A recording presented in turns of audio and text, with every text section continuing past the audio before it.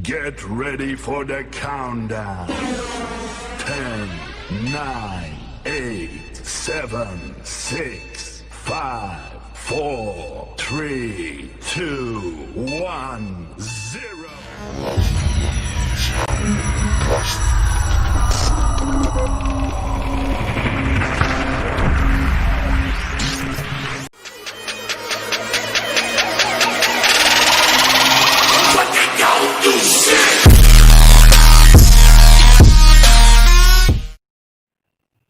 Assalamualaikum warahmatullahi wabarakatuh. Perkenalkan, nama saya Ahmad Julanda Babi dari kelas PAIA dengan NIM 201190008. Video ini saya buat untuk memenuhi tugas mata kuliah, yaitu strategi belajar mengajar. Di sini saya akan memilih satu strategi pembelajaran, yaitu strategi pembelajaran pakem. Di sini saya akan menjelaskan tentang pengertian strategi pembelajaran pakem. Strategi pembelajaran pakem yaitu singkatan dari pembelajaran aktif, kreatif, efektif, dan menyenangkan. Merupakan suatu model pembelajaran yang dirancang agar mengaktifkan anak atau peserta didik untuk mengembangkan suatu kreativitas sehingga efektif tetapi tetap menyenangkan.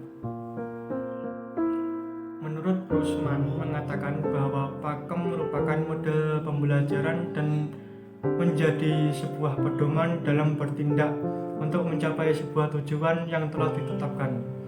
Pakem berasal dari konsep bahwa pembelajaran harus berpusat pada anak dan pembelajaran harus bersifat menyenangkan agar mereka termotivasi untuk terus belajar sendiri tanpa diperintah, untuk mereka tidak merasa terbebani atau merasa takut. Baik, langsung saja kita masuk ke langkah penerapannya. Di sini ada beberapa aspek dalam model pakem, yaitu sebagai berikut. Yang pertama adalah pengalaman. Pengalaman di sini merupakan siswa diajarkan untuk dapat belajar mandiri. Di dalamnya terdapat banyak cara untuk penerapannya, antara lain seperti eksperimen, pengamatan, percobaan, penyelidikan, ataupun wawancara. Yang kedua yaitu komunikasi. Komunikasi di sini merupakan sebuah aspek yang dapat dilakukan dengan beberapa bentuk, diantaranya yaitu mengemukakan pendapat, presentasi laporan, serta memajangkan hasil karya ataupun hasil kerja. Yang ketiga yaitu interaksi. Aspek interaksi ini merupakan aspek yang dapat dilakukan dengan cara interaksi, yaitu tanya jawab ataupun saling bertukar pendapat serta saling melemparkan sebuah pertanyaan. Yang keempat adalah refleksi. Refleksi merupakan sebuah aspek yang dilakukan untuk memikirkan kembali apa yang telah diperbuat ataupun dipikirkan oleh peserta didik selama mereka melakukan proses belajar mengajar. Kemudian langkah penerapan strategi pembelajaran pakem yang pertama yaitu review. Review merupakan guru dan siswa meninjau ulang pelajaran yang telah lampau atau yang sudah dibahas pada pertemuan yang lalu. Kemudian yang kedua, pengembangan. Pengembangan di sini merupakan guru memberikan sebuah stimulus dan penelusuran konsep ataupun perluasan sebuah konsep. Yang ketiga adalah latihan terkontrol. Di sini latihan terkontrol merupakan guru memeriksa kemungkinan terjadinya miskonsepsi dan dianjurkan untuk mereka bekerja kelompok. Yang keempat yaitu seatwork. Seatwork merupakan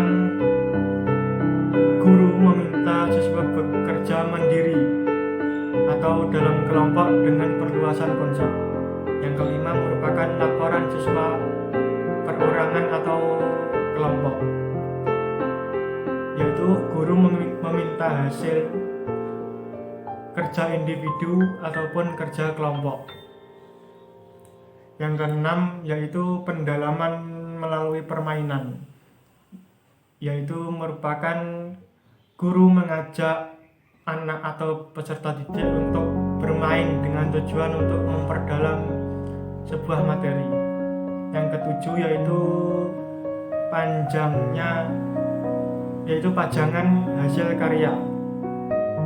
Pajangan hasil karya di sini merupakan guru memberikan sebuah hasil karya dan dipajang yang berfungsi untuk apresiasi karya dan perpustakaan kelas ataupun sudut baca. Yang kedelapan yaitu pemberian PR untuk tindak lanjut.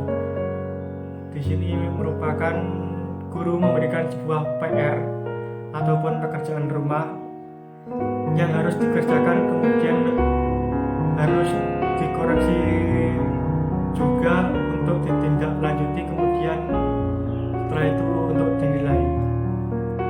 Assalamualaikum warahmatullahi wabarakatuh. Untuk memulai mata pelajaran fikih pada pagi hari ini, kita baca bacaan basmalah terlebih dahulu. Bismillahirrahmanirrahim. Baik, sebelum memasuki materi selanjutnya, saya akan memberikan sebuah pertanyaan tentang pelajaran yang kemarin. Pada minggu kemarin kita telah membahas tentang materi wudhu. Sebelum melanjutkan materi selanjutnya, yaitu materi sholat, saya akan membahas sedikit saja tentang materi wudhu. Wudhu merupakan husnu atau keindahan ataupun nadofah atau kebersihan. Itu menurut bahasa, sedangkan menurut istilah yaitu menurut istilah dalam syariat wudhu yaitu menggunakan air pada anggota badan tertentu dengan tata cara tertentu pula, yaitu dimulai dengan niat guna menghilangkan hadas kecil. Adapun dalil tentang keharusan berwudu, Bismillahirrahmanirrahim. Ya ayyuhalladzina amanu idza qumtum ila sholati faghsilu wujuhakum wa aydiyakum ila marafiqi wamsahu bi ru'usikum wa arjulakum ilal ka'bain. Yang artinya, hai orang-orang yang beriman, apabila kamu hendak mengerjakan sholat, maka basuhlah mukamu dan tanganmu sampai dengan siku-siku, dan sapulah kepalamu, serta basuhlah kakimu sampai dengan kedua mata kaki.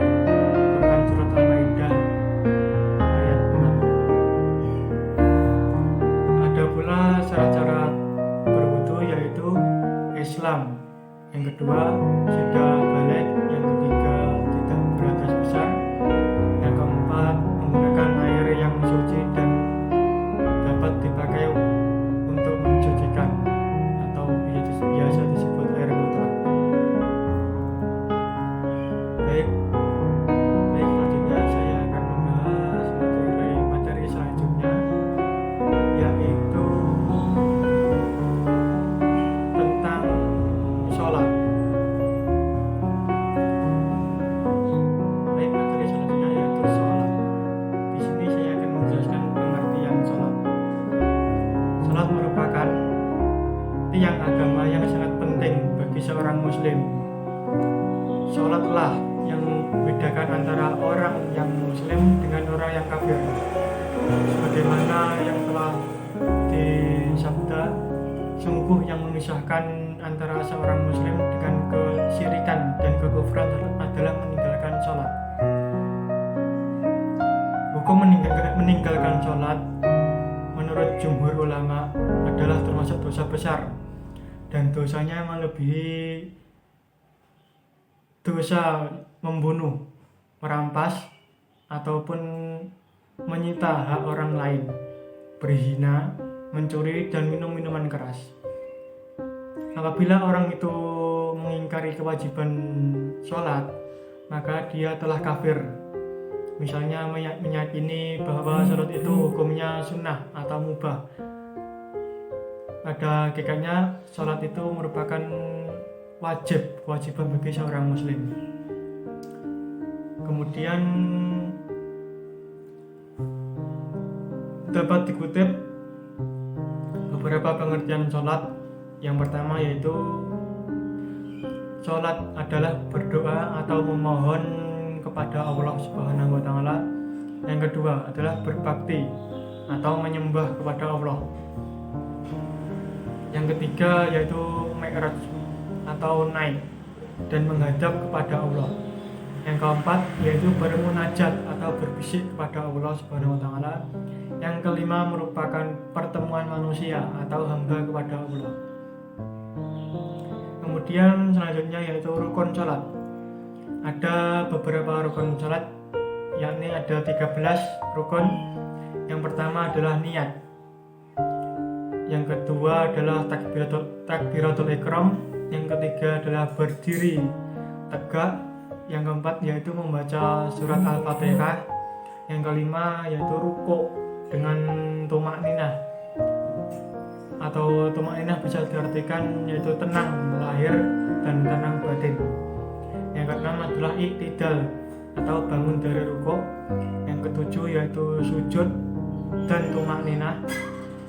Yang kedelapan yaitu duduk di antara dua sujud. Yang kesembilan adalah duduk tahiyat akhir. Yang ke-10 yaitu membaca tasyahud. Yang ke-11 membaca shalawat Nabi Muhammad pada tasyahud akhir. Yang ke-12 yaitu salam pertama. Yang ke-13 yaitu tertib artinya melakukan sesuatu yang dimulai dari Allah dan Rasulnya. Selanjutnya yaitu syarat wajib sholat. Di sini saya akan menjelaskan beberapa syarat wajib sholat. Yang pertama yaitu sampai dakwah Islam kepadanya atau kepada Allah. Yang kedua adalah ada pendengaran. Yang ketiga adalah Islam. Yang keempat yaitu berakal atau sadar. Yang kelima yaitu balik. Jika perempuan sudah menstruasi dan laki-laki sudah mimpi basah. Menurut Imam Syekh Salim bin Sumair Al-Hadrami dalam kitabnya Safinatun Najah menyebutkan ada 3 hal yang menandai bahwa seorang anak telah menginjak akil atau balik, yaitu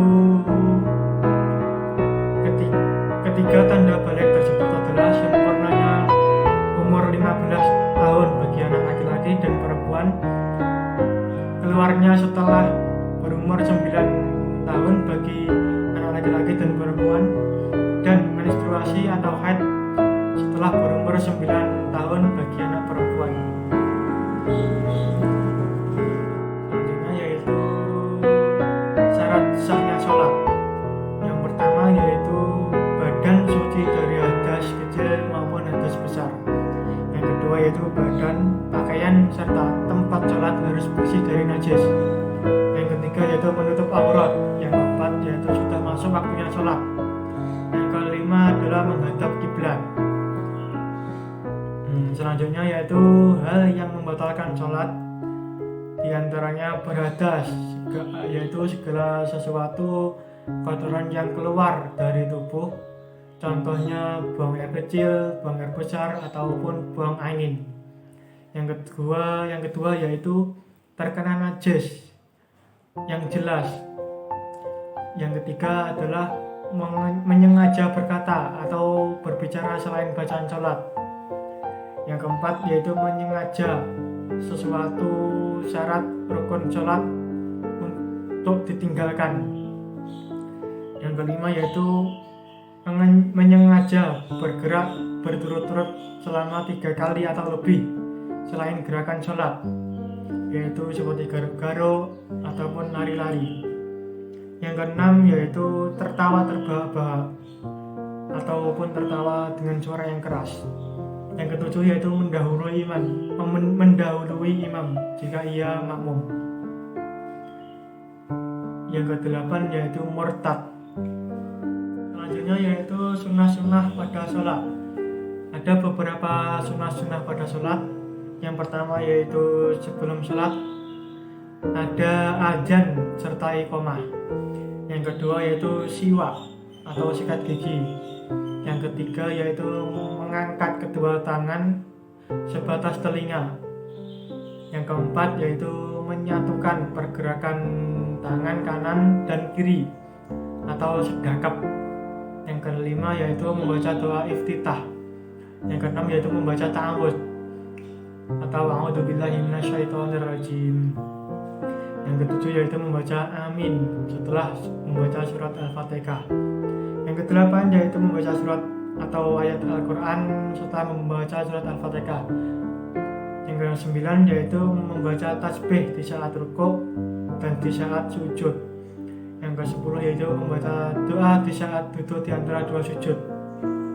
Yang ke-11 yaitu membaca tahiyat dan sholawat pada rakaat kedua. Yang ke-12 yaitu membaca doa kunut. Yang ke-13 yaitu membaca iftirasi dalam semua duduk sholat. Yang ke-14 yaitu duduk tawarruk atau bersimpuh pada saat tahiyat akhir. Yang ke-15 yaitu doa sebelum salam. Dan yang ke-16 yaitu salam kedua setelah selesai salam pertama. Yang terakhir yaitu doa setelah salam kedua. Baik, selanjutnya yaitu adalah sesi pertanyaan. Saya akan memberikan satu pertanyaan kepada anak-anak tentang bab sholat. Yang pertama yaitu apa pengertian sholat itu dan apa hukum meninggalkan sholat? Ada yang tahu? Ya, baik. Jawabannya yaitu sholat merupakan tiang agama yang sangat penting bagi seorang muslim. Sholatlah yang membedakan antara orang muslim dan orang yang kafir. Hukum meninggalkan sholat yaitu menurut jumhur ulama termasuk dosa besar. Dosanya melebihi dosa berzina atau minuman keras ataupun dosa yang lain. Mungkin cukup sekian pembelajaran pada pagi hari ini. Marilah kita tutup dengan bacaan hamdalah. Alhamdulillahirabbil alamin. Cukup sekian. Wassalamualaikum warahmatullahi wabarakatuh. Baik, itu tadi adalah tentang beberapa strategi pembelajaran pakem. Kesimpulannya yaitu pembelajaran pakem adalah sebuah strategi pendekatan introduksional yang memungkinkan peserta didik mengerjakan kegiatan beragam untuk mengembangkan keterampilan, sikap dan pemahaman kegiatan dengan penekanan belajar sambil bekerja secara mandiri. Pembelajaran pakem ini merupakan akronim dari pembelajaran aktif, kreatif, dan menyenangkan.